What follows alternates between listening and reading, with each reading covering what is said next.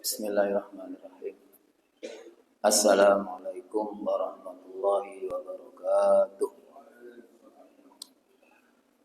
Bismillahilladzi la yadurru ma'asmihi syai'un fil ardi wala fis samai wa huwas sami'ul alim. Bismillahilladzi la yadurru ma'asmihi syai'un fil ardi wala fis samai wa huwas sami'ul alim. Bismillahilladzi la yadurru ma'asmihi syai'un fil ardi wala fis samai wa huwas sami'ul alim. Alhamdulillah. Alhamdulillahirabbil alamin. Wassalatu wassalamu ala rasulih Muhammadin sallallahu alaihi wasallam wa ala alihi washabihi ajma'in. Ibadallah, usikum wa iyaya bittaqwallah faqad fazal muttaqun. Ittaqullaha la'allakum tuflihun. Qala Allah Ta'ala, ya ayyuhalladzina amanu ittaqullaha haqqa tuqatih wa la tamutunna illa wa antum muslimun.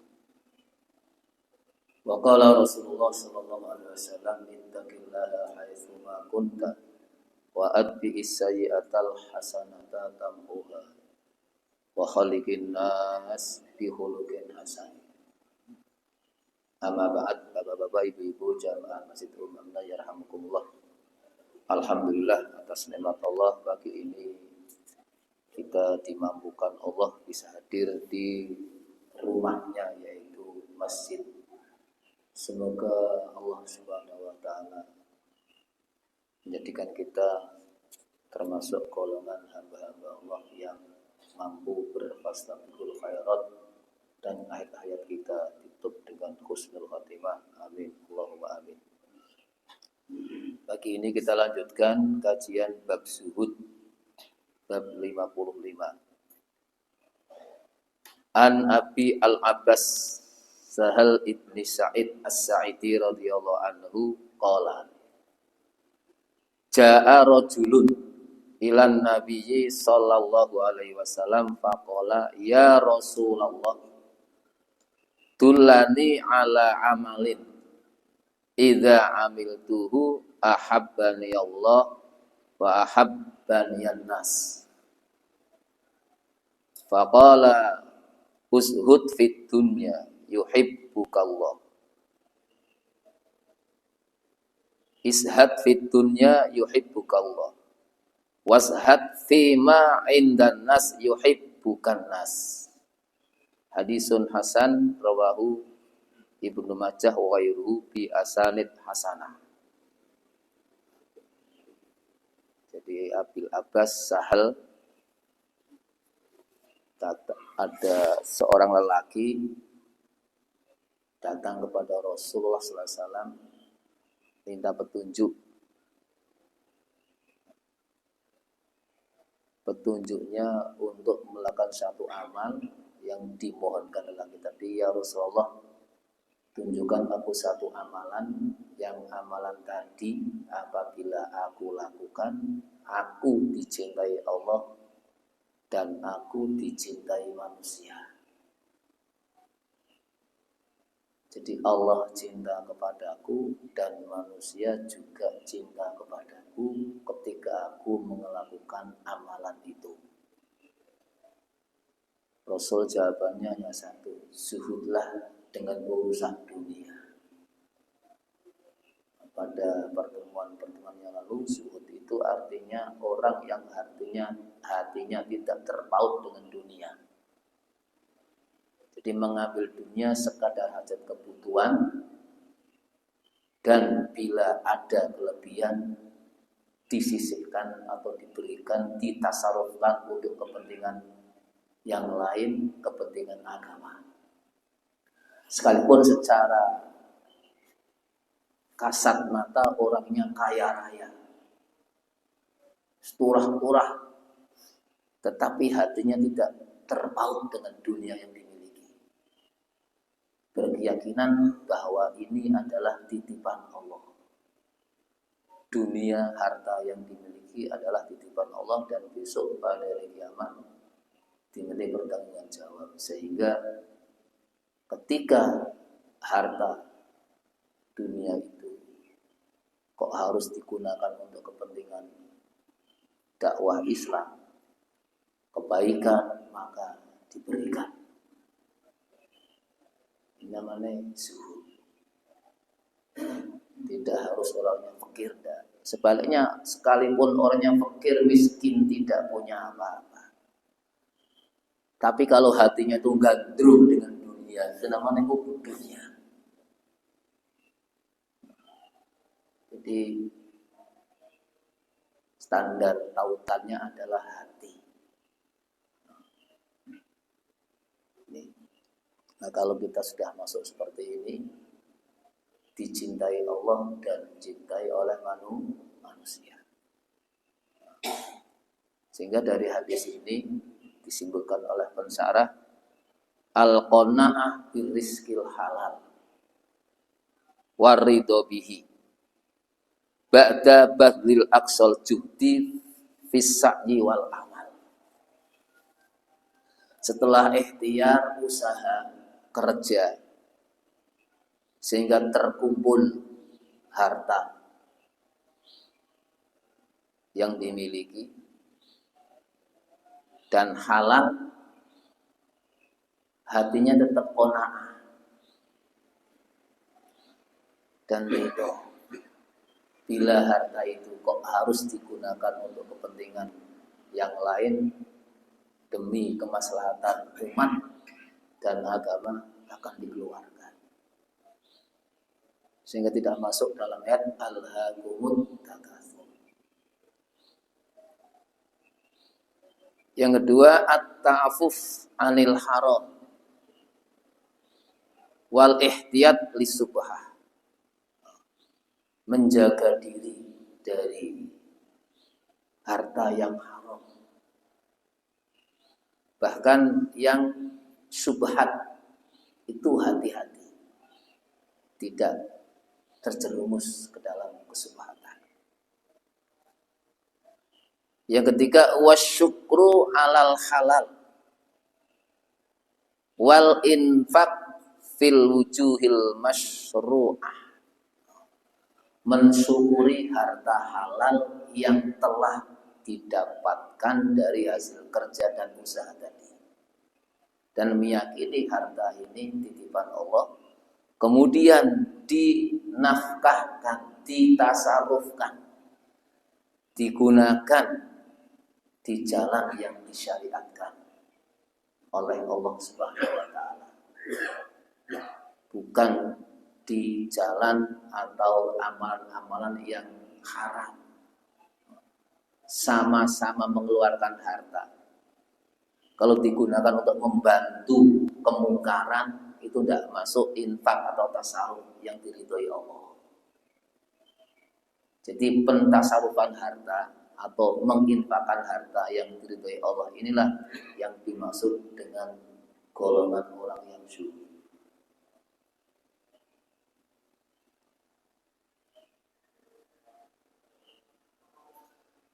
An yakuna ma fi hadhil hayah min malin wa mata'in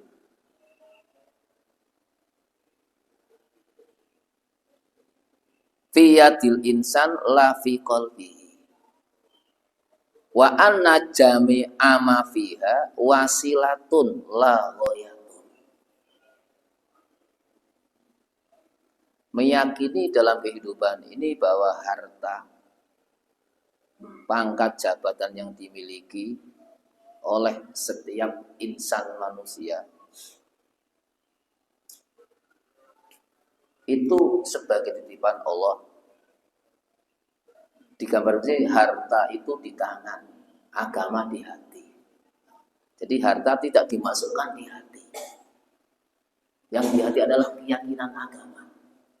Harta, pangkat, jabatan di tangan. Sehingga ketika ada yang membutuhkan, cung.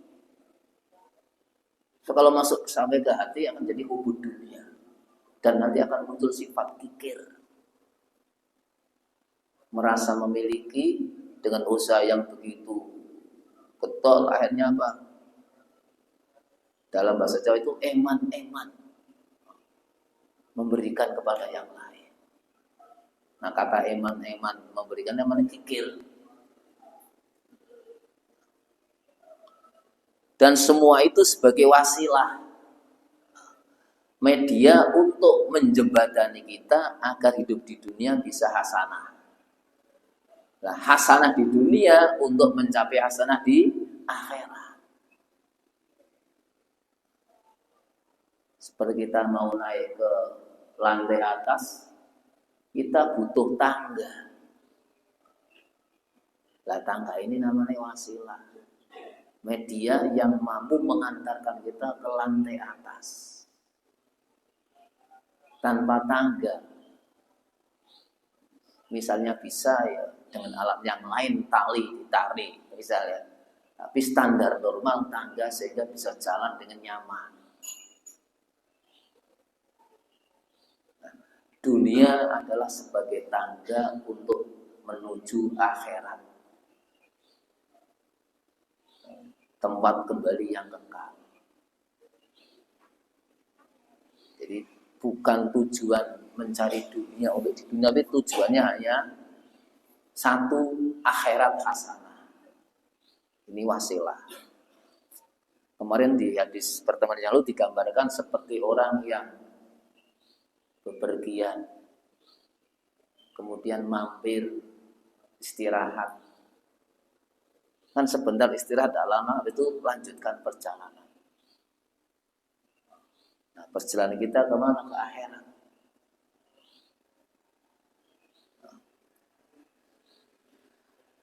Laisa suhdu bil fakri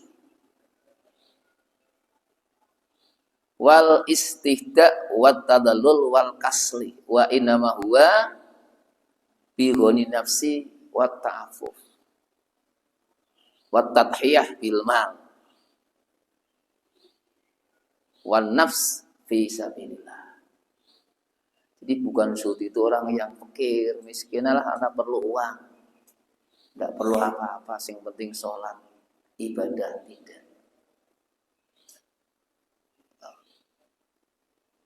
Zuhud itu hatinya tidak merasa memiliki atau menguasai dunia, isinya pangkat, jabatan, harta. Dan harta, pangkat, jabatan itu digunakan, dikorbankan di jalan Allah. Sehingga kalau kita lihat di hari raya Idul Kurban kan, itu bagian dari jihad, mengorbankan harta, dialihkan dalam bentuk hewan kurban, kemudian disembelih. Kalau zakat itu jelas sifatnya akan wajib ain bagi yang mampu.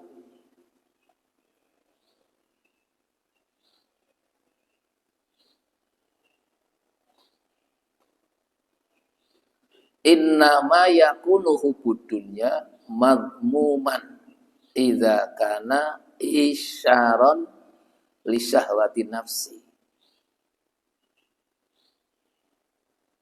wastihlalan bi haq. Hubud dunia sangat tercela bila mengedepankan, menomorsatukan hawa nafsunya. Artinya lebih mementingkan urusan dunia saja. Sibuk pagi, sore, siang, malam hanya urusan dunia saja, jauh dari kebaikan yang diridhai Allah Subhanahu wa taala.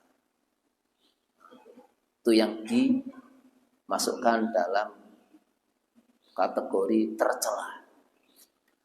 Amma hubbuha li fi'lil khair wa yanatil khalqi falaisa madmum bal huwa ibadah wa ta'ah lillahi ta'ala. Adapun cinta dunia yang isinya harta, pangkat, jabatan, tapi digunakan untuk kebaikan-kebaikan, membantu sesama makhluk Allah, sesama manusia. Harta yang dibantu dalam dunia bencana, termasuk orang-orang kafir karena kemanusiaan, itu masuk i'anatul khalq. Ini golongan yang terpuji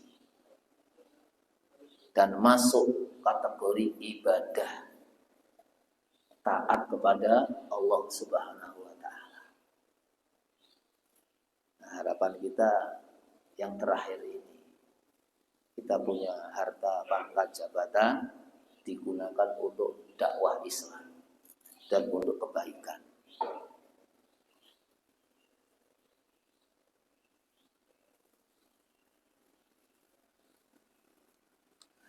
Hadis berikutnya Anin Nu'man bin Bashir radhiyallahu anhu qala Dzakara Umar bin Khattab radhiyallahu anhu ma asaban nasu minad dunya. Faqala laqad ra'aitu Rasulullah sallallahu alaihi wasallam yadhallu al-yauma yaltawi ma yajidu minat taqli ma yamla'u bihi batnahu rawahu Muslim. Ad-daqlu bi fatidal al-muhmalah wal qaf roti ut-tamri. Jadi Umar bin Khattab radhiyallahu an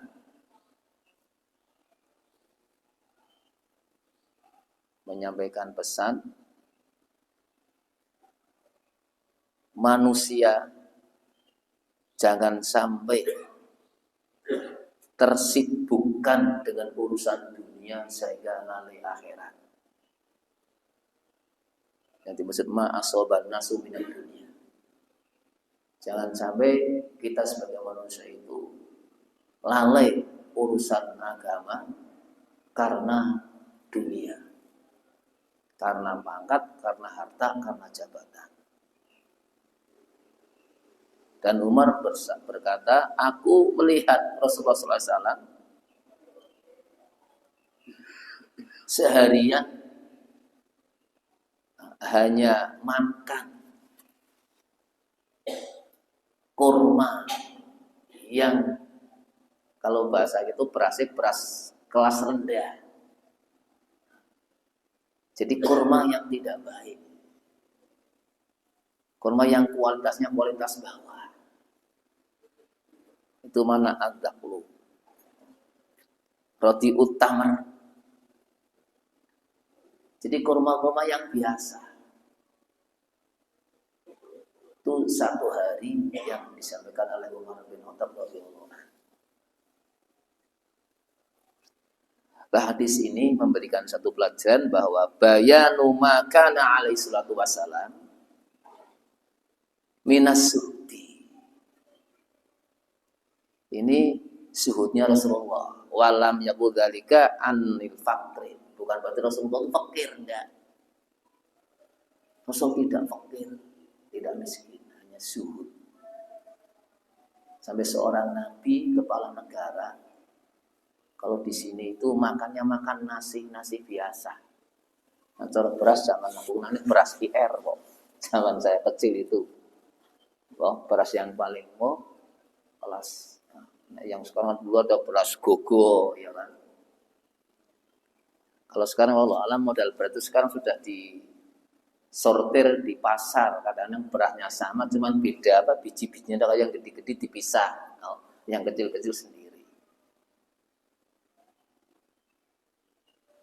Jadi wa innama kana zuhdan fid dunya wa itharon lil akhirah.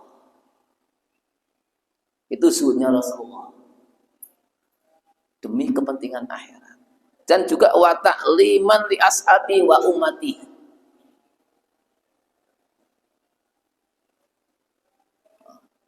Sekaligus ngajar, nyontoi sahabat dan umatnya. Bi alla yan ghamisu fis syahawat wal ladzat. Agar umat para sahabat dan umatnya ini tidak terjerumus ke dalam dunia kesenangan atau kesenangan dunia. Wa alla yatraku at-ta'at wal ibadah.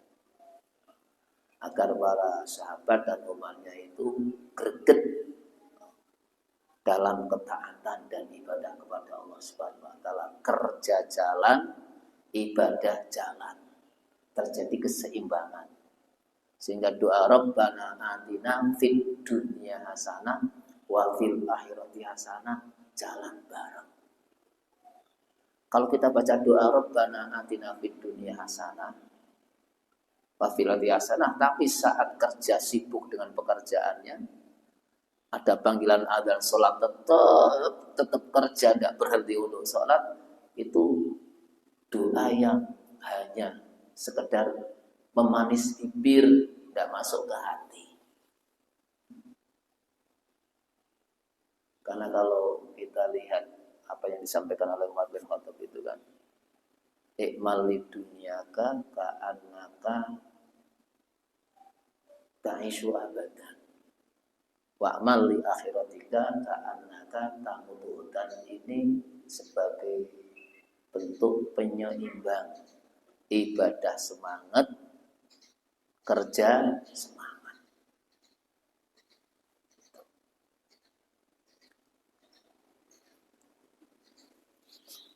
Wa an Aisyah radhiyallahu anha qalat tuwfiya Rasulullah sallallahu alaihi wasallam wa ma fi baiti min syai'in ya'kuluhu dzu kabidin illa satru sa'irin fi raffin li fa akaltu minhu hatta tala alayya fakiltuhu fafaniya muttafaqun alaih. Qauluha satu syairin ay syai'un min syair kada fassarahu at-Tirmidzi. Jadi secuil dari gandum maknanya. Ini kata Aisyah radhiyallahu anha ketika Rasulullah SAW wafat, di rumahnya Aisyah itu tidak ada tinggalan apa-apa kecuali sisa syair gandum yang ada di laci saya, kata Aisyah. Setelah itu kami makan habis. Ini syuhudnya Rasulullah.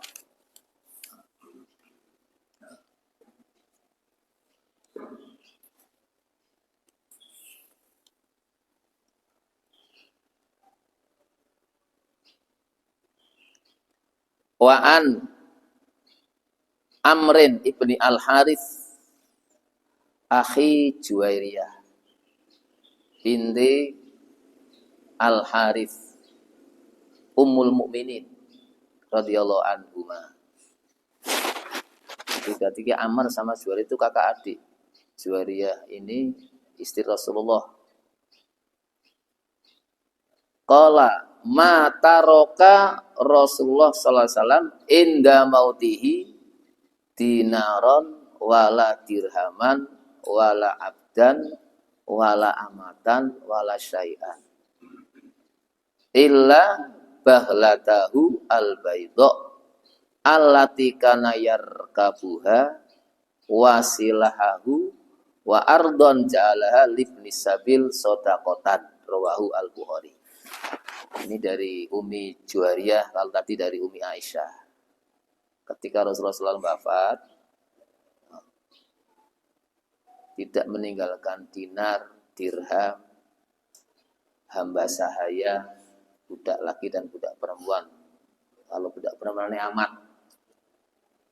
Dan juga tidak sesuatu pun, kata Juwairiyah radhiyallahu anha, kecuali kendaraan, bihol atau himar yang biasa bihol ya, himar putih yang biasa Rasul gunakan untuk berkendara, dan pedang. Yang ketiga, sebagian tanah yang sudah disedekahkan untuk para musafir yang lewat biar istirahat di situ. Ini kalau kita baca keterangan pensyarahnya itu. Di Jakarta Umi Juwaria ketika Rasul wafat tidak meninggalkan dinar, kalau kecuali rupiah, rumah, tanah, hanya meninggalkan satu kendaraan, kalau dulu itu hewan yang biasa dikendarai, kemudian sejengkal tanah yang sudah disedekahkan atau diwakafkan.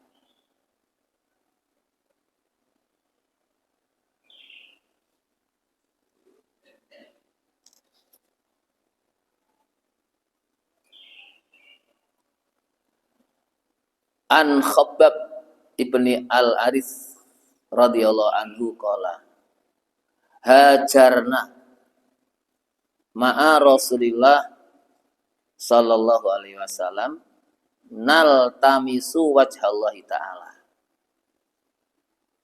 fawaqa'a ajruna 'ala Allah faminna man mata walam yakul min ajrihi syai'an minhum Mus'ab ibnu Umair radhiyallahu anhu kutila yauma Uhud fataroka namirotan wa kunna idza ghattayna biha ra'sahu badat rijlahu wa idza ghattayna biha rijlaihi bada ra'suhu fa amarona Rasulullah sallallahu alaihi wasallam an yughatta ra'sahu fa naj'ala ala rijlaihi syai'an minal idkhir.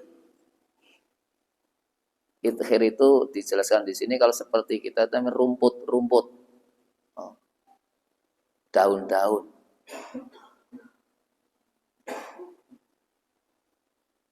Fana ja'ala ala rijlaihi syai'an minal idkhir. Wa minna man aina'at lahu samaratuhu fahuwa yahdibuha muttafaqun alaihi. Ini kisah para sahabat yang menjelaskan keadaan para sahabat disampaikan oleh Khabbab radhiyallahu an pada waktu hijrah ke Madinah.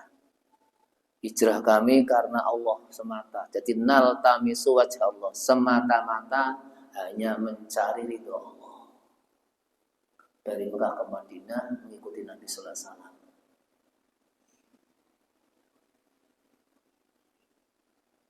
Nah, masalah pahalanya kembalikan kepada Allah. Sehingga dari para sahabat ini disebutkan ada yang wafat belum merasakan nikmatnya hijrah. Contohnya Mus'ab bin Umar. Jadi Mus'ab bin Umar itu asalnya ketika di Mekah itu anak dari orang tua yang kaya raya.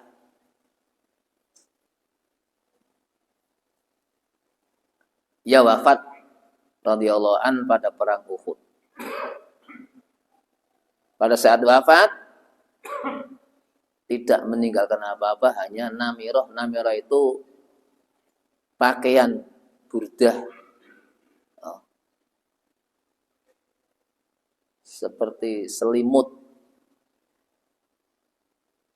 Ketika digunakan untuk mengkafani jenazahnya, itu tidak cukup kalau untuk nutupi kepala, kakinya kelihatan. Kalau kakinya biar tertutup, kepalanya kelihatan. Jadi tanggung. Akhirnya kata Rasulullah, sudah sekarang yang ditutupi kepalanya. Arah kakinya ditutup dengan rerumputan atau daun-daun.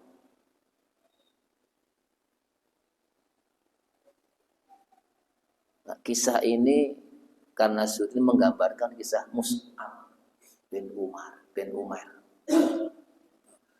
yang dari keluarga mampu karena demi Islam rela meninggalkan segala kesenangan dan kemerlapan dunia sampai wafat Seperti itu keadaannya.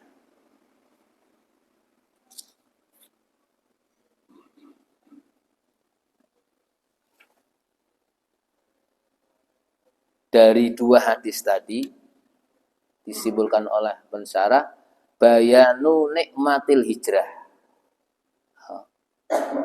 Nikmatnya orang yang hijrah karena Allah.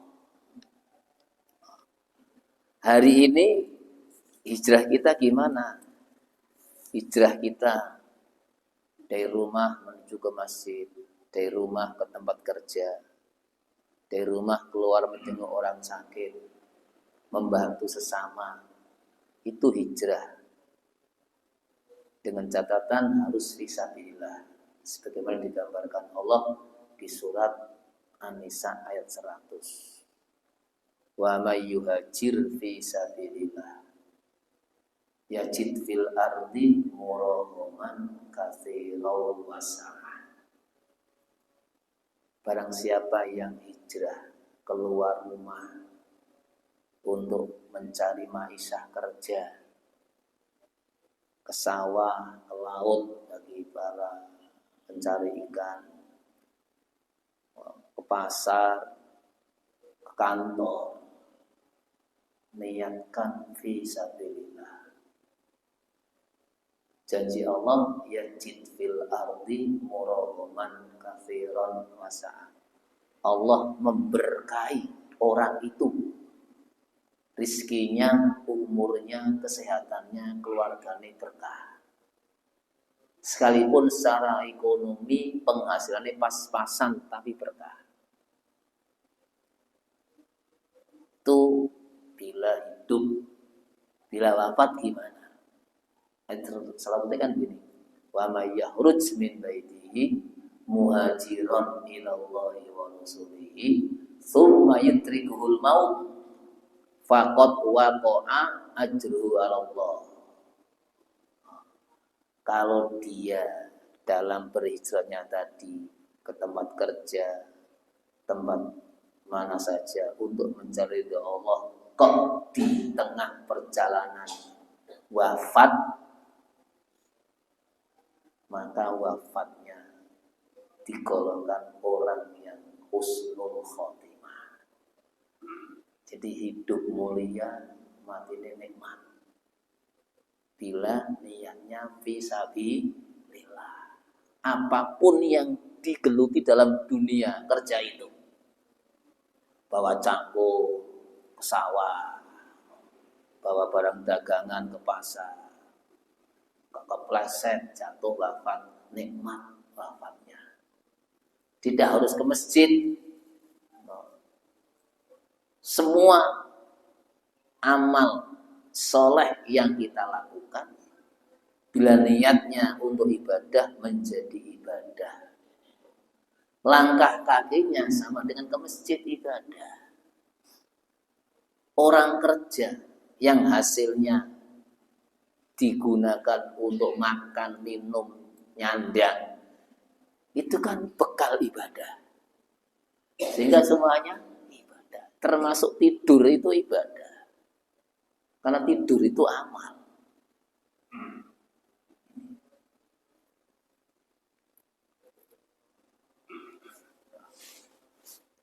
Wa thawabul muhajirin al-mukhlasin fi hijratihim lillahi ta'ala.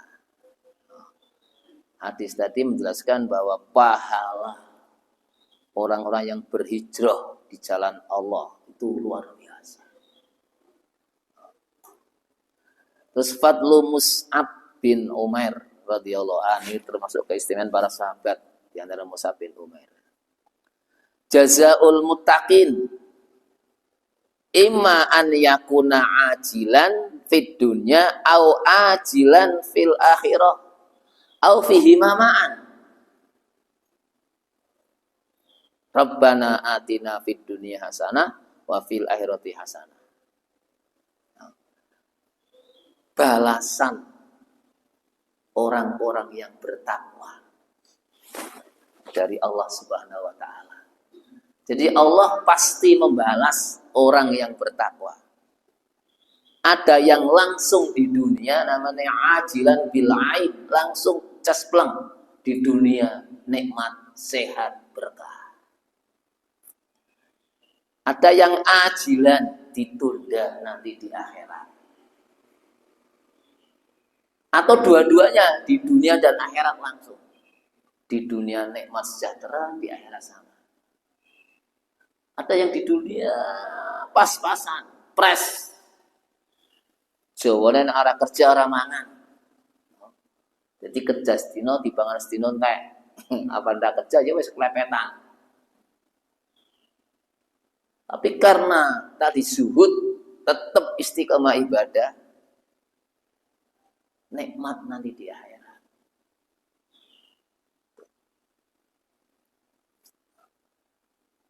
Disebutkan di sini tadi doanya Rabbana atina fid dunya hasanah. Satu hadis lagi.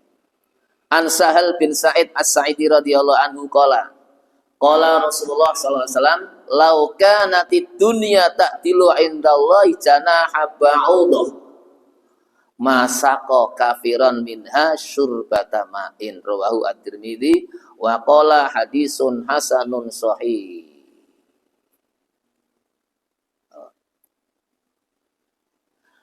Ad-dunya laisa laha ay qimah au qadrah idza qasadat li nafsiha wa inna ma qimatuha idza ja'alat tariqan lil akhirah wa masra'atul a'mal as-shalihah. Jadi maksud hadis ini, dunia itu tidak ada nilainya. Seperti suwiwine nyamuk. Suwi nyamuk itu sepira gedene. Sayapnya nyamuk. Bisa dilihat kan? Itu penggambaran bahwa dunia itu ketika pecintanya itu hubbud dunia yang tidak ada manfaat di akhirat seperti sayapnya nyamuk.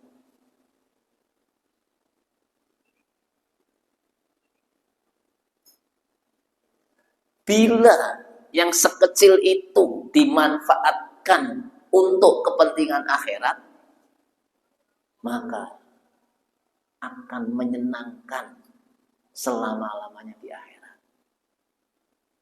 Nanti di surga dia ada khalidina fiha, ya kekal di dalam surga. Sebaliknya, kalau tidak digunakan untuk kemanfaatan akhirat, mati selesai bubar, karena tidak ada nilainya apa-apa.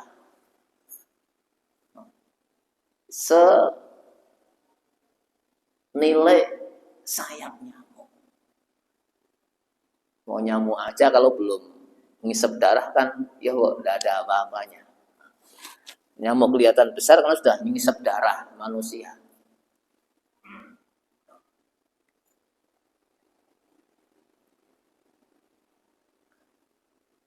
Jadi dunia itu sebagai masro'ah, tempat bercocok tanam, beramal soleh untuk kepentingan akhirat.